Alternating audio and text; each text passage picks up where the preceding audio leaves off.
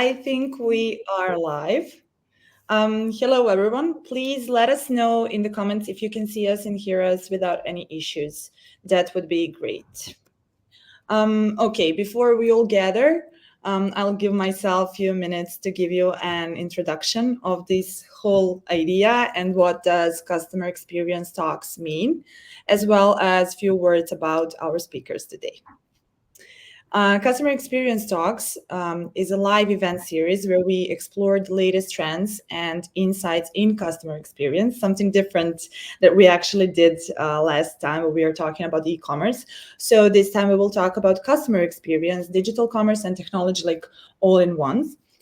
We bring together industry experts to discuss the strategies, tools, and general innovation that shape those customer journeys. What is the best part? The best part is that these live events are completely free and there is no need to register, to leave your data, like anything. You can join us live on our LinkedIn profile where you can jump in and out as you please, or catch the recording later on our YouTube channel. We will share it as well. These talks are hosted by BAT and Evol.X. Those companies are partners for a long time now, and the two companies that are actually dedicated to empowering businesses for digital transformation. My name is Milica, and I will be your host today. But our two main roles and our speakers are Martin Hofbauer, CRM and loyalty expert, who actually developed loyalty programs for various Austrian retailers over the years, and Nikols Korica, e-commerce expert with 10 years of experience in e-commerce development, who collaborated with international retailers on the digital transformation projects. Hi, guys, and welcome. How are you? Thank you, Milica. It was nice seeing you again, and thanks for hosting the event. Yeah, looking forward to the discussion. Great. Thank you for being here today. Martin, how are you? How do you feel? I'm very good. Looking forward to our talk. Thanks for the invite. Very excited being here. Okay, great. So I don't know if I mentioned at the very beginning that this live event is about 30 up to 45 minutes.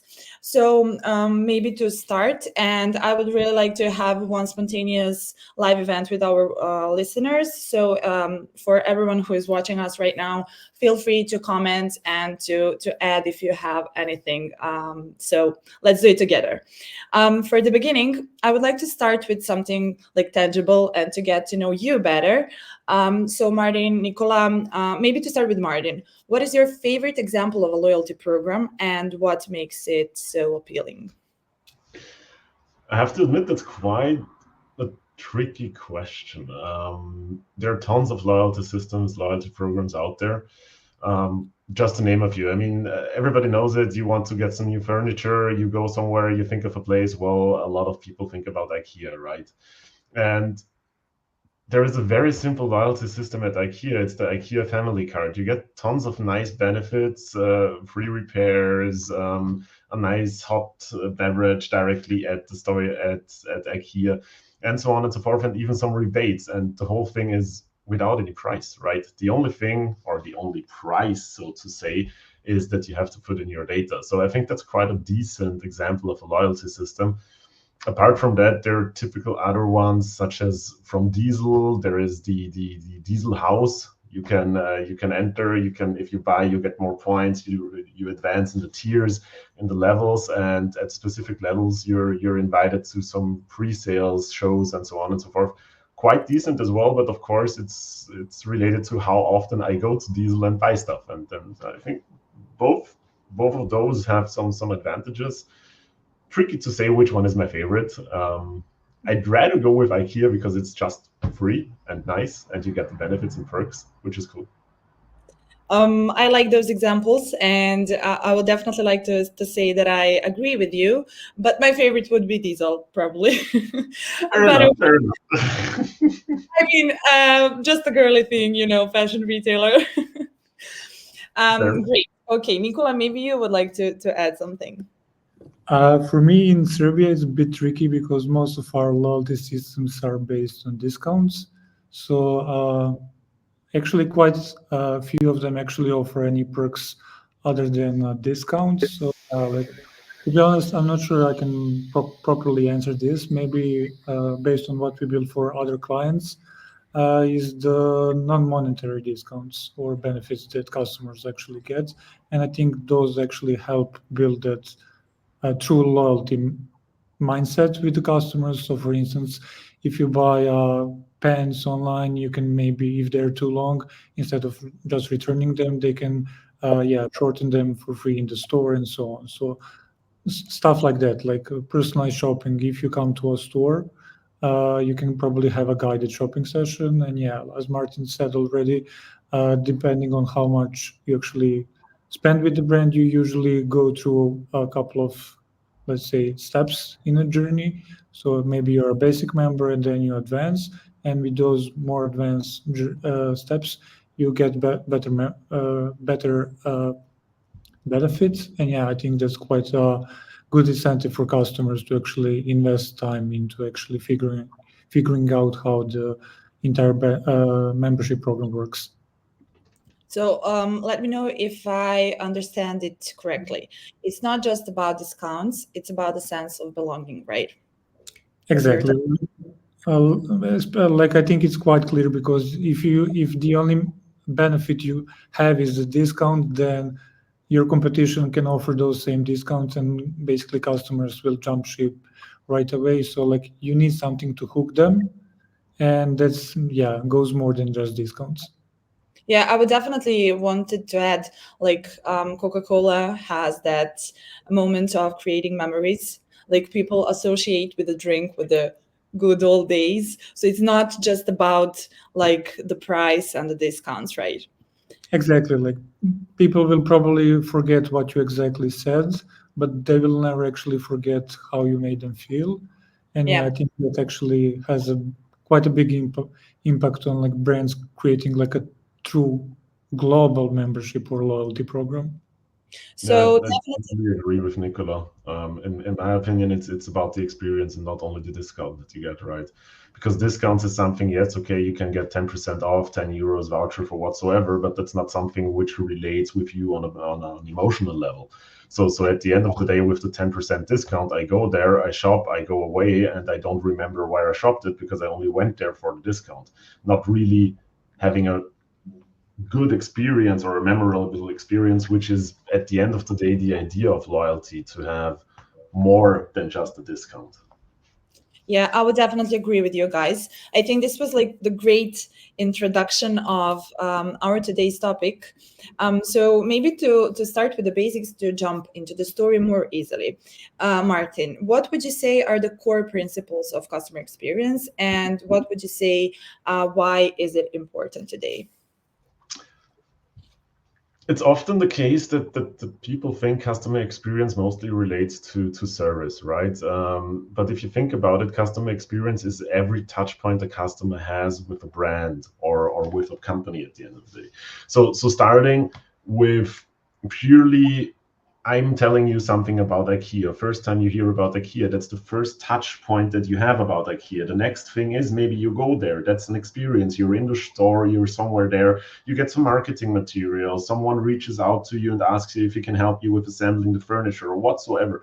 So all those tips and pieces, they all combine to customer experience. So it's literally from the first touch point, from the first interaction that you have with a brand, till of course as well service, after sales, and so on and so forth.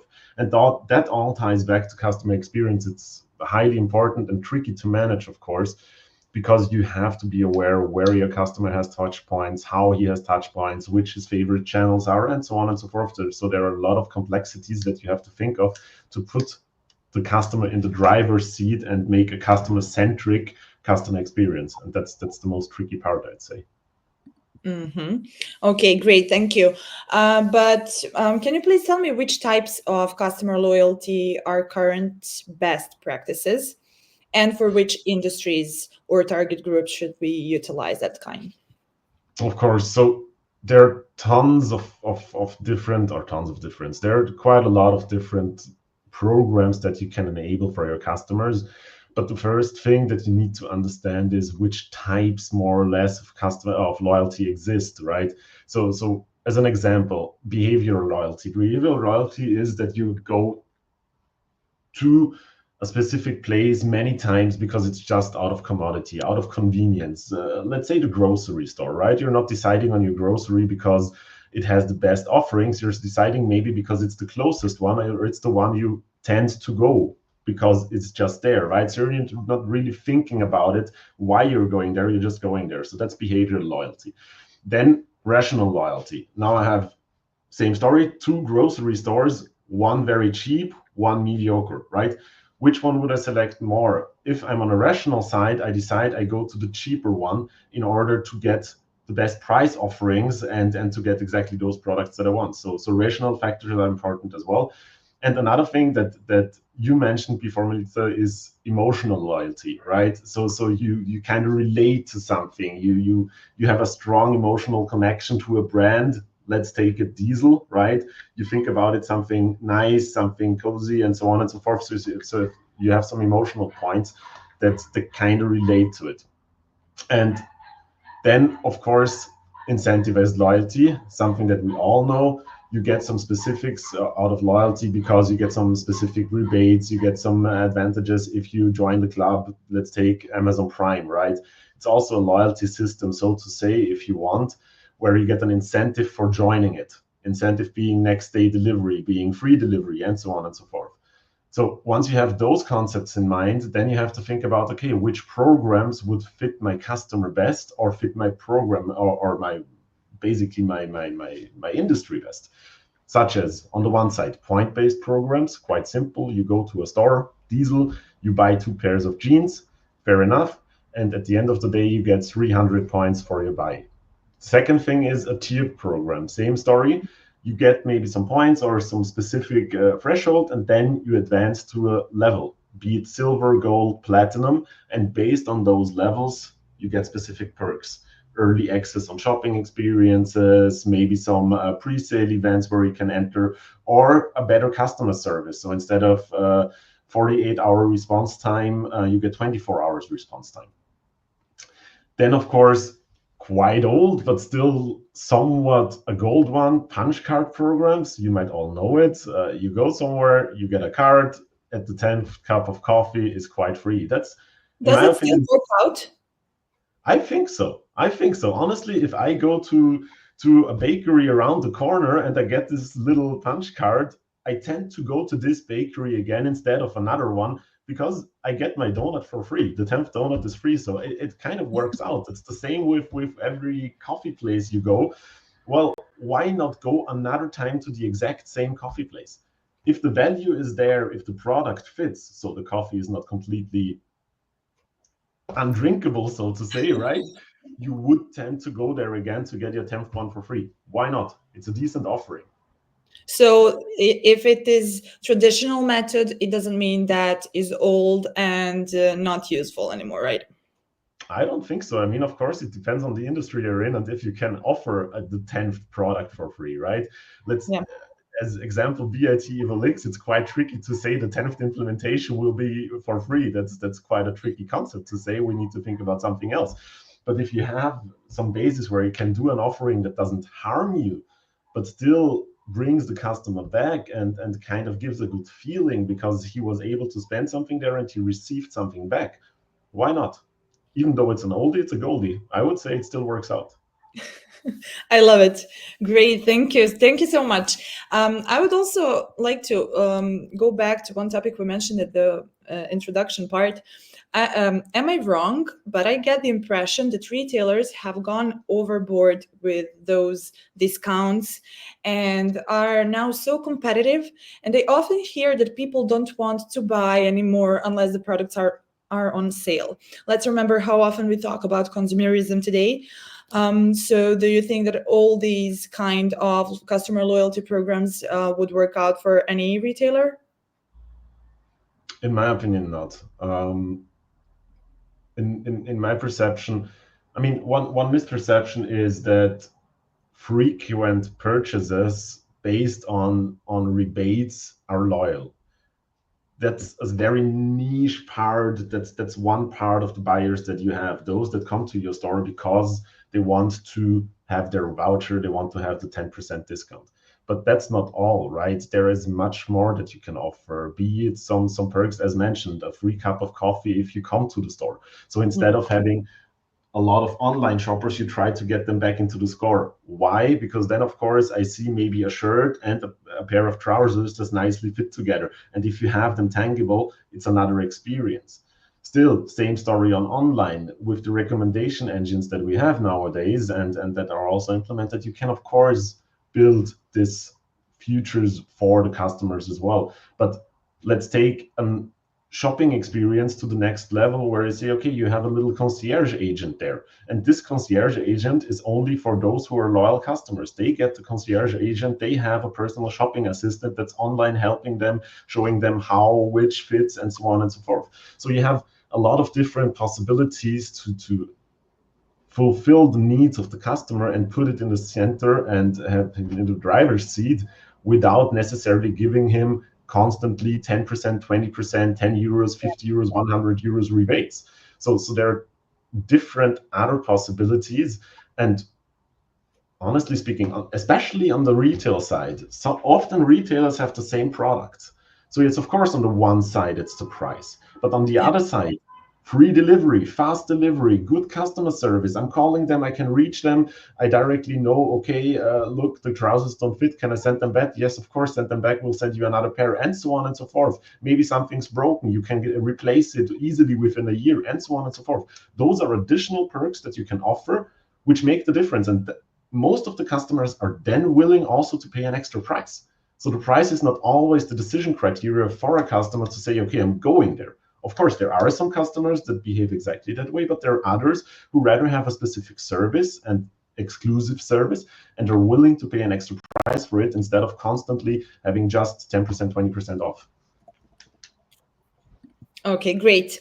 That's a great explanation. I would also would like to add on that advantage part of the customer experience, the fast and good working e-commerce shop, because I always like to say it's your only 24/7 salesperson. So it must be good, and in the peak, it must work, right?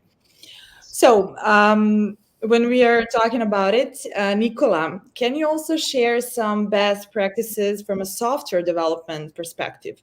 Are there like any specific tools or software companies that deliver great solutions? Well, Salesforce, obviously, like they're synonym for the CRM. Like you think of a Google, you think of a web search, and yeah, that's also the case with Salesforce. So I think what makes Salesforce great is their solution like fits most companies quite well out of the box, and then there are like quite a lot of options to extend that customer platform to fit your business and your needs. And yeah, you can basically track or interact with customers across every touch point, being it on web, on in-store, or like a customer service call, and so on. So like finding a platform that's like has a super wide reach is quite important for businesses. And I think, yeah, Salesforce has like quite a lot of experience in building the platform. And yeah, it's been a while, it's been up for a while. And yeah, I think that's why it's so good, because yeah, you can reach basically quite a lot of customers in fairly short time and with fairly short implementation period.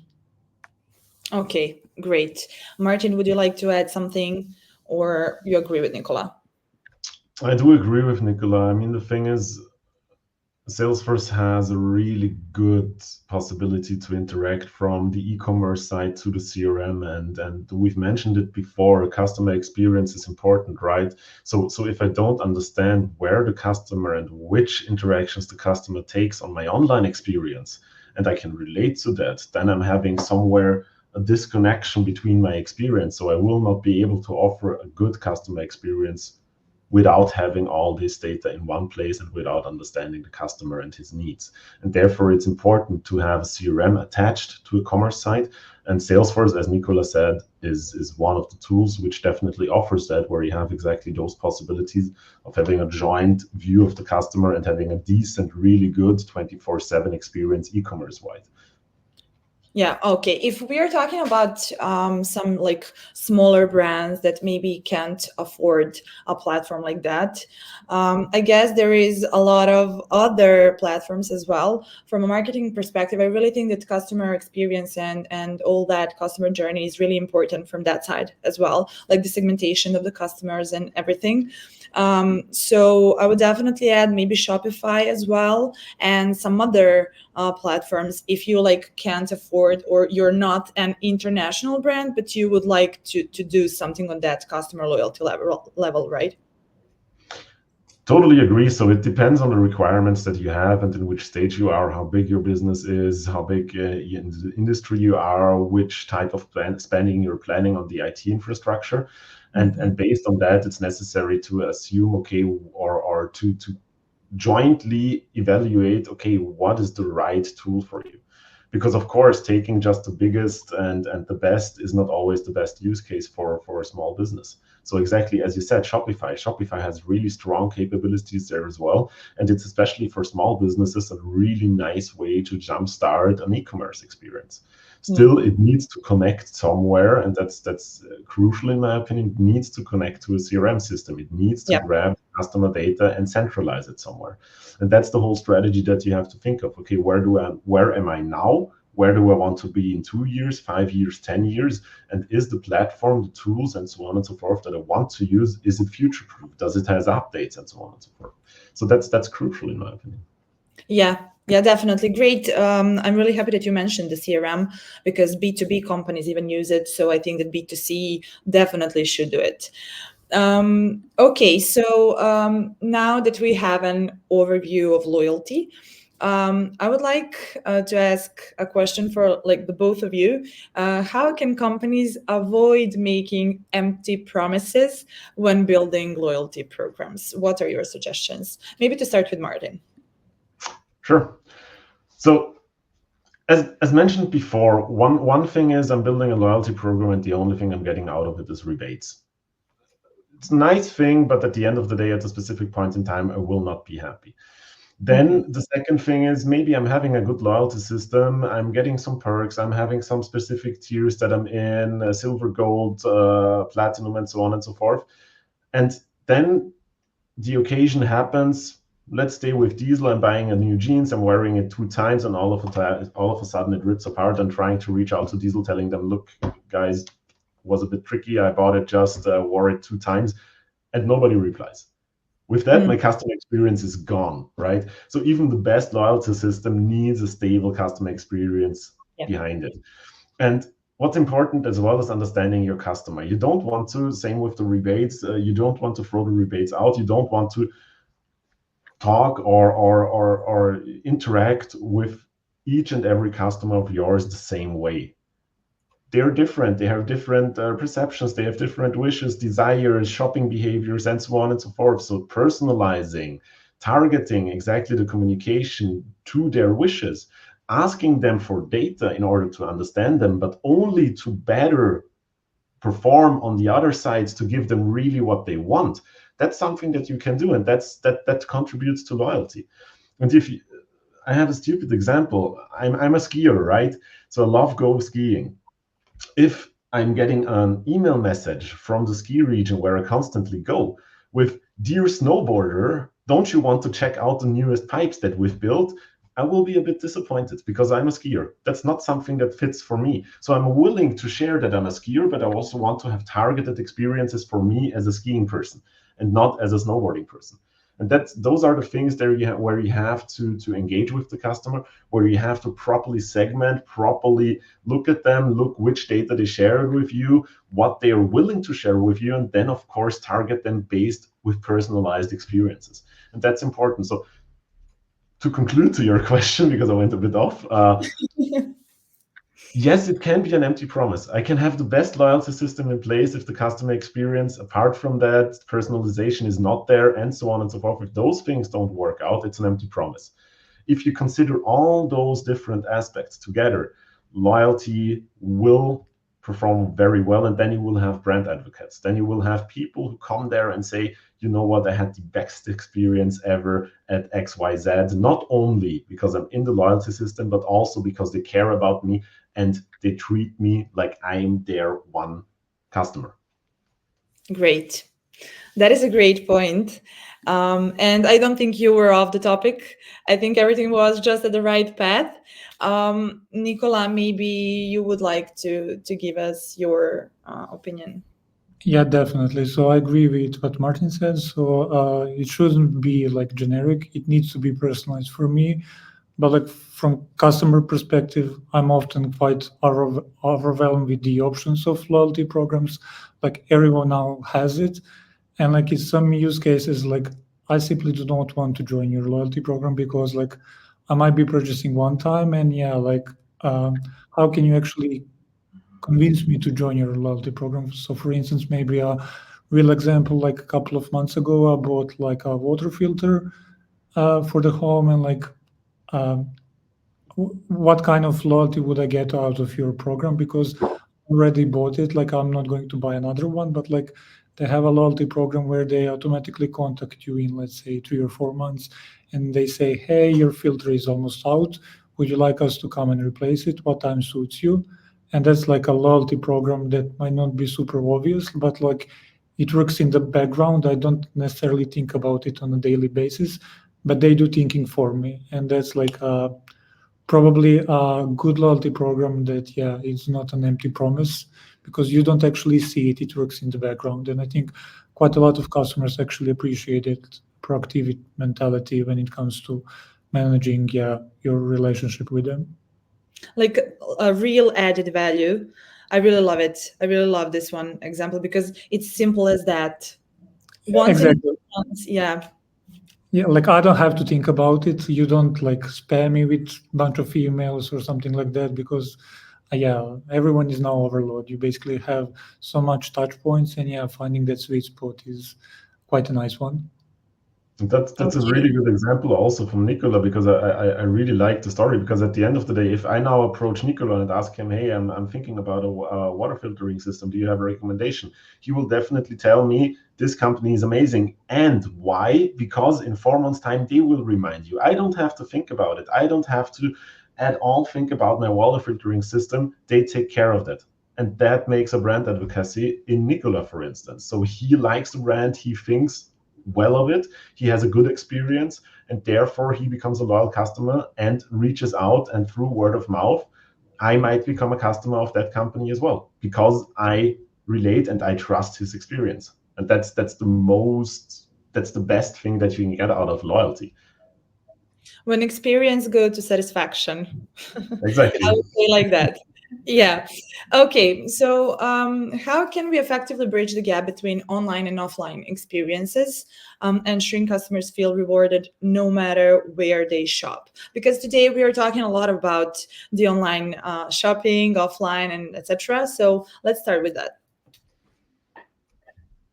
Well, as Nicola, do you want to start? Otherwise, I started. Feel free, yeah. So I think that's the bread and butter of every retail experience that you want to have or that you want to offer, right? So if I'm going online, I want to have more or less the same products available to the same pricing and so on and so forth. So there are different systems nowadays in place that help you to have a consistent approach on that, be it a PIM system, a DAM system, a good running commerce system, and of course also, for instance, a CRM system. So those systems need to align that you have one single view of the customer, one pricing structure, one product information structure. So if I go online and I have the description of a product, of a camera that's XYZ, and I'm going to the store and it differs completely, then I have the impression, okay, there's something wrong with the company, because it should be same all over the place. So that's important to have the right systems in place, to treat the systems, to use the systems, so that the customer never has any break in his experience. So even if I'm best case scenario, and I think Nicola has built it plenty of times, maybe I want to shop online, but pick it up at the store.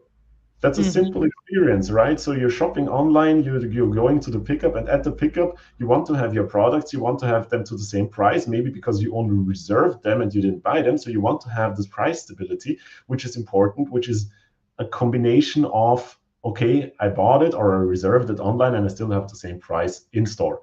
And that's a nice way, and that's the experience that every customer expects. So there shouldn't be any break in between it. That's highly dependent on the systems that you use, of course, as well. Yeah, definitely. I would like to add, like, often happens that, for example, I go to search for information about the product online, but actually want to go and try it out offline. And often when I go, the information is not the same, the price is not the same. So yeah, that consistency, I think, between the offline and online, it's really important, right? Yes, totally. Okay, Nicola, do you want to add something? Well, maybe the loyalty cards, because obviously when you go to, let's say, a retail store, you need to identify somehow, and that's usually done with a loyalty card. So I think like those loyalty cards are great, like incentives for customers to actually join them, because business obviously can accumulate like data points on you when you actually purchase something. So for instance, if you go, let's say, to a store and you buy, let's say, toothpaste every 2 months in a store, maybe like you can build automation for customers to actually receive an email 2 months after that saying, hey, toothpaste are on discount, maybe you're interested, shop here, and so on. So like bridging the gap between the retail and e-com is quite important. For me personally, I always love like find in store feature. Like sometimes I'm just lazy to wait for the package to arrive. I'm like close to the store. I would like to see the stock of the store available online. So yeah, I don't want to wait. I want to go buy to a store directly. Would be great if I could maybe make a purchase directly on the web, and basically when I arrive to the store, like the package is already there, packed, and I'm just in and out. Okay, that's great. I totally agree with it. I like Okay. I just have one comment maybe to Nicola's thought, because I like it a lot with the repeat purchases, right? There are some retail or some standard products that each and every one of us uses on a regular basis. And you barely, if you have a toothpaste brand that you use, you barely switch it, right? Only if there is something super fancy, super new, you might check it out. But normally everybody stays with the same toothpaste. And that's the nice thing. If you have, for instance, a good online shopping experience, and that's something that can be built, is okay, based on the frequency of purchases of other customers, you can build a recommendation of, okay, your toothpaste will run out in 1.5 months. Why don't you make a subscription-based model out of the toothpaste, and you directly get it every 1.5 months, it will be shipped to you. And that's also a loyalty system, because at the end of the day, you help the customer become happy at the end of the day, because he's just jumping into the subscription model of toothpaste or milk or whatever it is, because they send you the products that you want to have based on your buying behavior or other folks' buying behavior, and so on and so forth. And that brings you as a loyal customer there as well.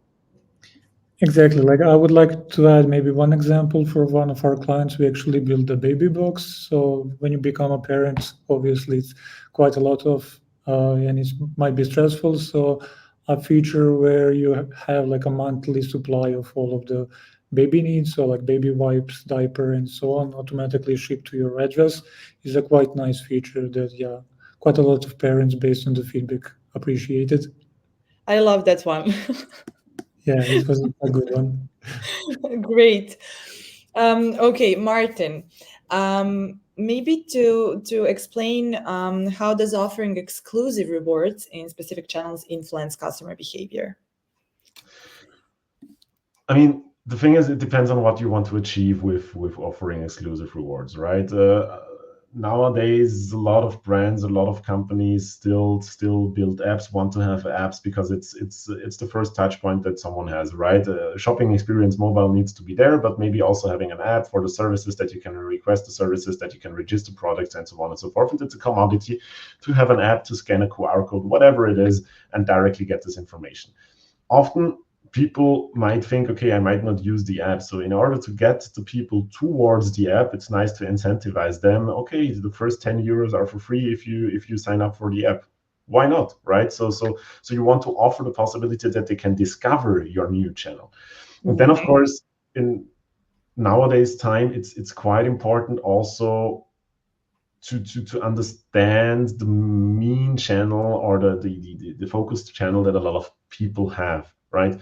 Because it's vast nowadays. You have so many different social channels, so many different channels that people like to interact. It can be a WhatsApp, it can be TikTok, it can be Instagram, it can be whatever it is, right? There are tons of social channels out there. There are tons of normal channels. And I, for instance, personally, I like to call. It's a simple thing. I pick up the phone, I call someone, I get my response, and that's it. I don't want to write long emails or whatsoever. Whereas other folks like to for instance, write a quick WhatsApp. So if you're trying to combine them all to one channel, it's of course nice to get an incentive for people to move there. And if they have incentives, shorter waiting times if they use the chatbot, shorter waiting times if they fill out a small service request, whatever it is. So if you incentivize them, and that doesn't necessarily always need to be monetary, it can be also experience-wise, then of course it's a nice way to bring people to specific channels to help them onboard specific programs that you have, and so on and so forth. Okay, great. Okay, and when we talk about customer experience, somehow I always think about the trust we build with the brand. So maybe customers have various online and offline brands and products. How can we achieve loyalty in a setting like this? What factor does trust have in this business relationship? In my opinion, trust is crucial. I need to trust the retailer, the business, the brand that I'm interacting with. I'm giving them my personal data. I want them to treat my data in a way that I expect them to treat it, and only so that it fits my needs and not their needs. So I don't want to be a specific number. I don't want to have a fear that they might sell my data. I want to give them the data. For instance, I mentioned the example of skiing before. I want to tell them that I'm a skier, I'm maybe a dad, and I have 2 kids, so that they can recommend me nice places, nice new slopes that are there for skiers, or kids fun parks, whatever it is. But I only want to give them this data in order for them to provide me better service. And that's a trust layer that you have there, right? So I need to trust the company to give them my data. I need to trust the company that the shopping experience is nice. If I'm placing an order, I want to have the security that, and I guess Nicola knows it, a lot of customers, when they place an order, the first thing is they're checking, okay, is the order complete? Do I get the email of the order confirmation? Because they want to have this, they want to be sure that when they're spending small or big amounts of money, that it's spent wisely and that they receive what they've spent it for. And that's a trust layer, right? And that's crucial in nowadays time. And that's some benefit that the customer gives us is, if it's a new experience that they have, okay, I trust you now give me what I want. And if this first interaction works, then they come again, maybe because they trust you and they had a good experience and they arrived 3 days later and you had the possibility to return it and so on and so forth. Everything was nice. But the first interaction is pure trust. Yeah. So it is like a two-way street. It must be. Yeah, from the maybe e-commerce shops, Nicola, do you think that product recommendations, for example, are playing important role? Like if I gave you my data and you know what I shopped the previous time, all those product recommendations, are they like working a good role in this customer experience and building trust part? Definitely. But like I think what Martin already mentioned, the data I give you, I expect you to keep it safe and not sell it or leak it, and do your best to protect it. So I think keeping that data secure is quite important. But on the topic of product recommendation, definitely there are quite a lot of powerful tools that can leverage and build your profile not only on the brand that you currently visit, but across the web. So the recommendation can get much more personal. So Great. Okay, great. So what metrics or indicators should companies focus on when measuring the success of their loyalty initiatives? Martin. Well, that highly depends on in which stage we are with the customer. I mean, a simple one that everybody can think of course, straight away is return of investment. I want to have a return of investment of my loyalty program. So if I'm launching a loyalty program, it costs X, Y, Z at a specific point in time. I want it to be sold out. So of course, ROI on the loyalty system itself is important. But then again, what do you want to achieve with loyalty? You want to have happy, long-lasting customers who stay with your brand. So customer retention rate, of course. You want to see, okay, are the customers still happy with me? Do they stay with me? And so on and so forth. Then how often do they interact with me? Are they coming more often, less often? Repeat purchase rate. You want to understand how often or in which time frame they started buying things or came back again and so forth. And then there are different metrics that you can still look at. It's for instance, the customer lifetime value. Did it change over the years? Do you have an app, for instance? If you're binding the app together with a loyalty system, how is the enrollment rate on the app, on the loyalty system itself? What's the average spend per member per month? So there are quite a lot of metrics. Now I'm throwing KPIs at you, but I think those are quite important ones to measure the success of the loyalty system and to measure also the success of the company itself. Yeah, I think that's great because you're actually giving like the KPIs because I really hope that brands representatives actually do watch us right now. So this will be really meaningful for them, right? Nicola, can you tell me maybe how can technology, especially data analytics, help companies understand the effectiveness of their loyalty strategies? Well, it can definitely help you analyze the huge amount of data that you can actually collect. You still need to be like, you have all of the amazing tools available at your disposal, but you still need to find a way what you're looking for and how to best utilize those tools. So what Martin mentioned, you can basically track quite a lot of data, being it on your platform, e-commerce or retail. But I think also an important part is customer server, because like loyalty is not only measured by sales or repetition or returns. It's also like the unmeasurable part that customer actually have when it comes to your brand. Like for instance, I might recommend your brand to a friend or to a colleague and so on. Like you wouldn't necessarily be able to measure that, but I'm still like a loyal member to your brand. So it's a mix of data that you automatically collect and analyze, but also the customer survey that you can do. And again, like with all of the amazing tools, you can definitely analyze that vast amount of data and come up with an improvement areas. Okay, great. Great. I would like to mention just that we have a few more minutes, but we can definitely do it like a few more minutes longer because I think this event is going really spontaneous, which I really like. So I don't want to like just close it up. So my question for you would be if you can share an example of how CRM and tech solutions were used to measure and boost customer satisfaction and loyalty for both of you, if you have any example. Nicola, do you want to go first? Should I? You're free to go. Okay. Before answering this question, there was a point that Nicola mentioned before, which I think is crucial, and I don't see it as often as I would like to see it.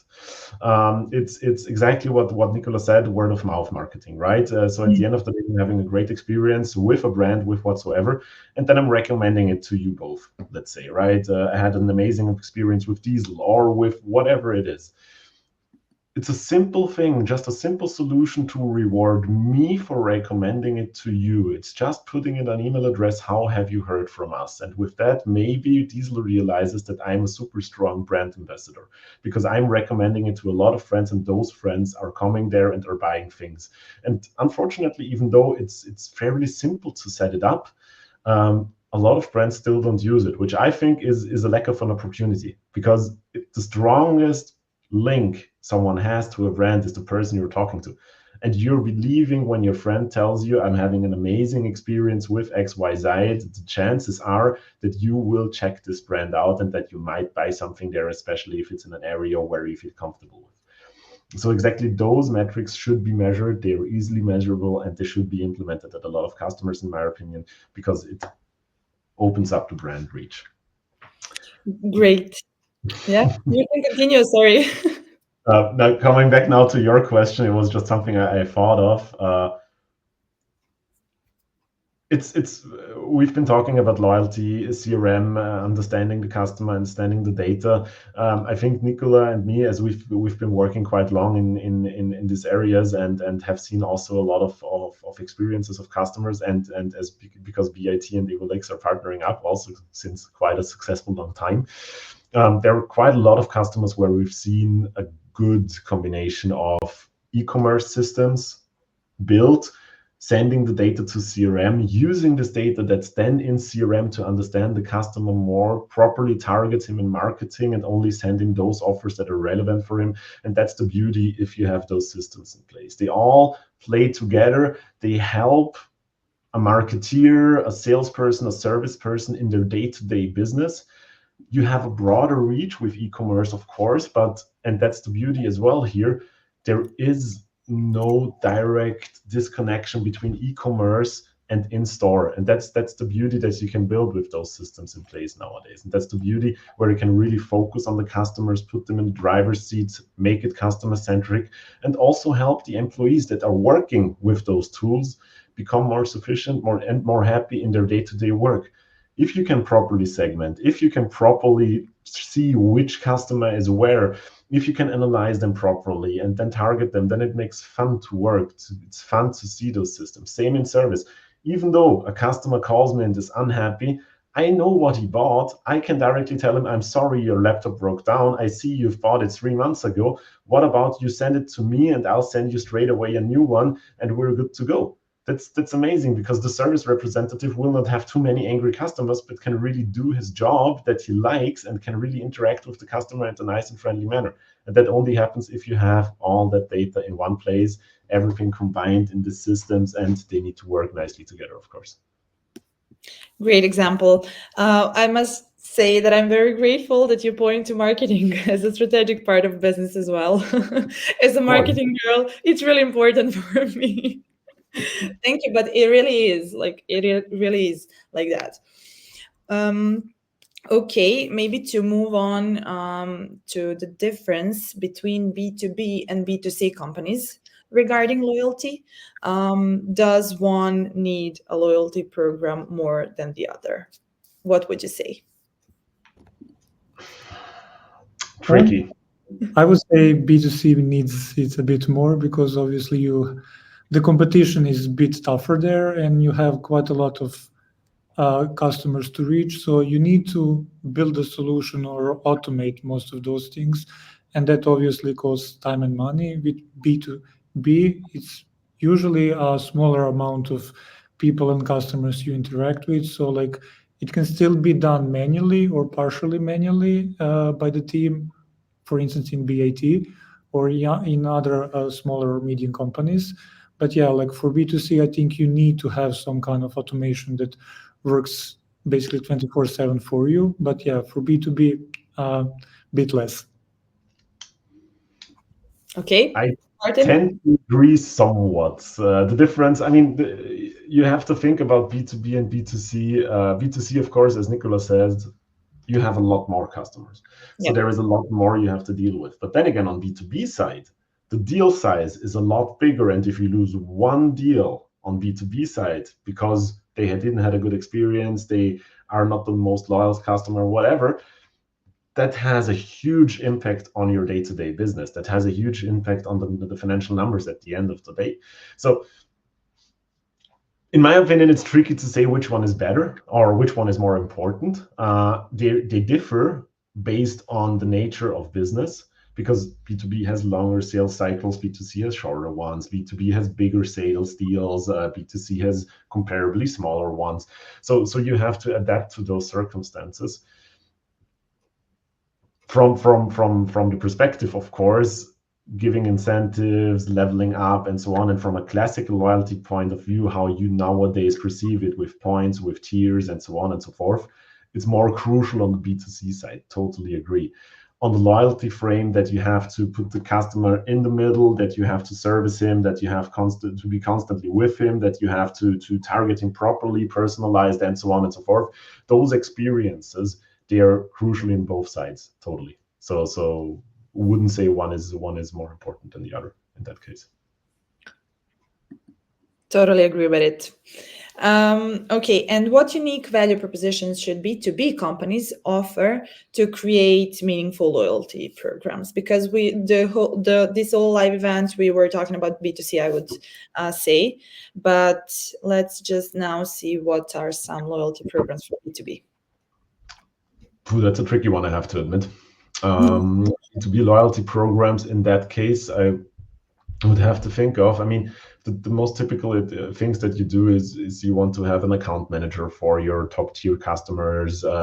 That's based on which level you are or how much deals you have going on. You want to give them some specific perks. One touch point person instead of having 3, 4, 5. You have one dedicated account manager. That's important. If it's a big sized company, only having one point in touch point, it's crucial in that case.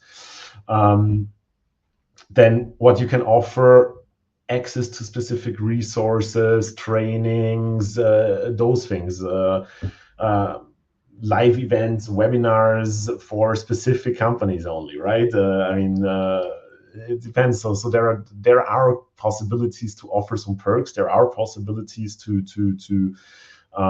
service your B2B customers based on their loyalty program. So maybe you have a fair or a huge events in 2 months. You would rather invite those loyal customers that rather regularly interact with you than those who bought maybe only one time and disappeared, because it makes maybe more sense to service them.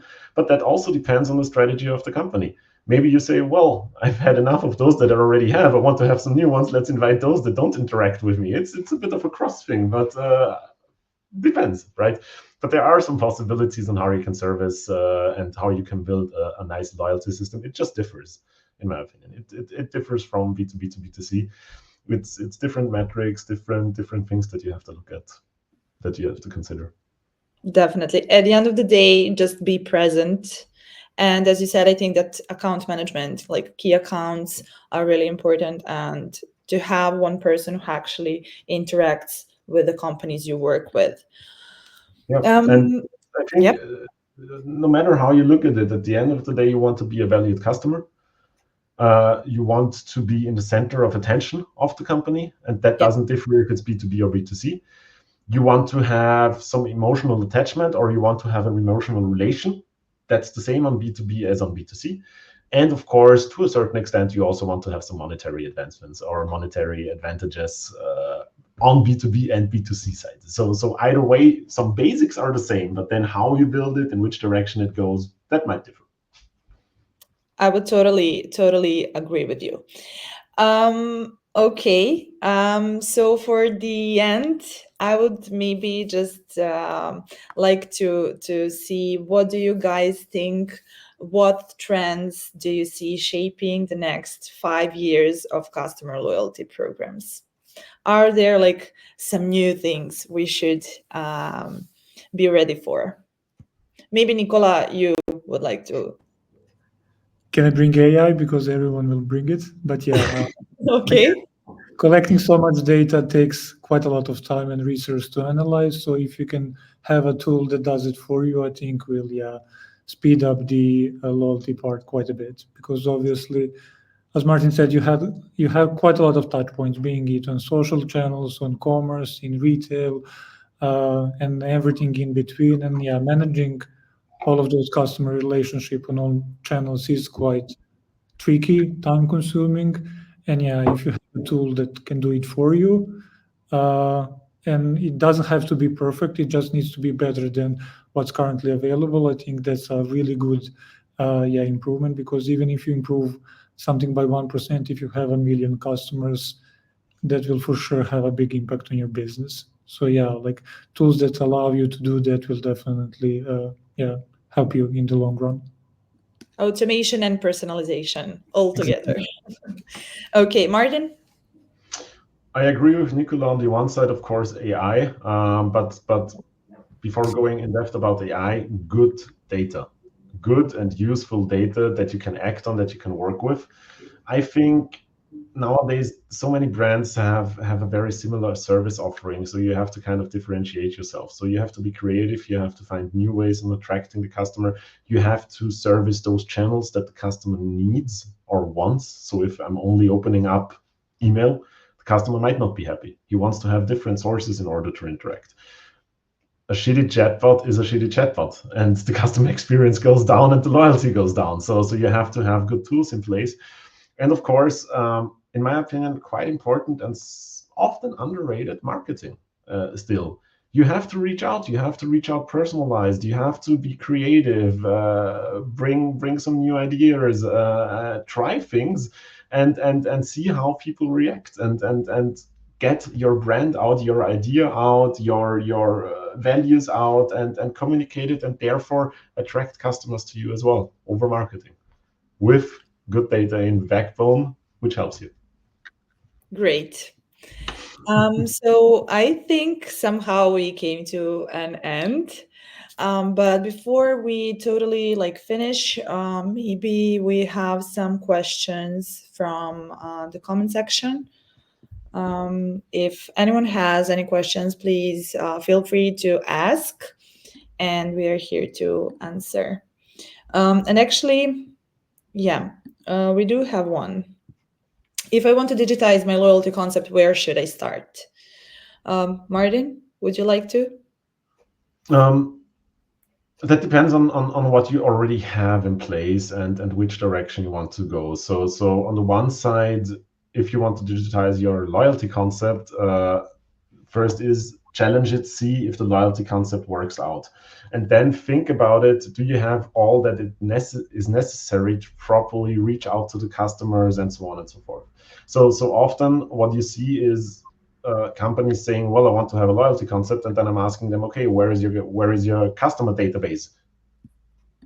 Why? I want to have loyalty. Well, you need to play with the customer, you need to approach the customer, you need to personalize, to bring them personalized experience. So you need to have first your customer data in one place in order to understand the customer, in order to give them the perks that they want, to properly target them, and so on and so forth. So if you have a concept in place, and for instance, you have a CRM in place, then the next step is understanding which of those, and there is a huge amount of systems out there, which of those systems fits your needs and is in budget for you. Okay, I think I answered the question. No, I fully agree with what Martin said. Yeah, you basically need to have a centralized location for your customer data, and yeah, you need to make sure that your current loyalty system is actually applicable to the digital channel, and that your organization can actually support it. Okay. Great. I really must say that I'm really satisfied with this live event. I think we really gave a lot of insights and a lot of examples, which I really like, because people can identify with a lot of different situations they have. And I really think that brands have a lot of challenges, and customer experience is definitely one of them. So at the end of the day, I would definitely like to say, ask yourself, are you offering just an empty promise, or you're creating one happy customer? For today, that would be all. And if you have any questions, feel free to contact us at office@bat.rs. Definitely, I really don't want to forget to invite you to meet Evol.X at Salesforce Innovation Day in Vienna. It's on November 12th, right? Martin, Yes. would you be there? I will be there. Yes, me and some of my colleagues will be there. We have a stand, so happy to see you there. Happy if you join us there, and we can have a nice conversation about loyalty. That's great. Actually, I posted, you can see it in the right upper corner.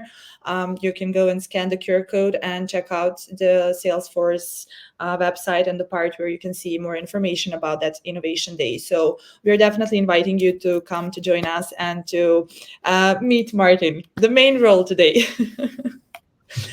If that's all, I would like to invite you once again to, if you have any questions later on, you can definitely send them to us, or you can go and check out our website. That would be all, and thanks everyone for watching, guys. Thank you too. Maybe you would like to add something at the end. Thank you, Milica, for hosting the event again, and yeah, looking forward to the next one. Exactly. And have Thanks, fun Milica. with the event, Martin. Was a nice event. Thank you both. I enjoyed it a lot, and talk soon. Great. Thank you. And I mean, until next time. Until Bye. next time. Yeah, bye-bye.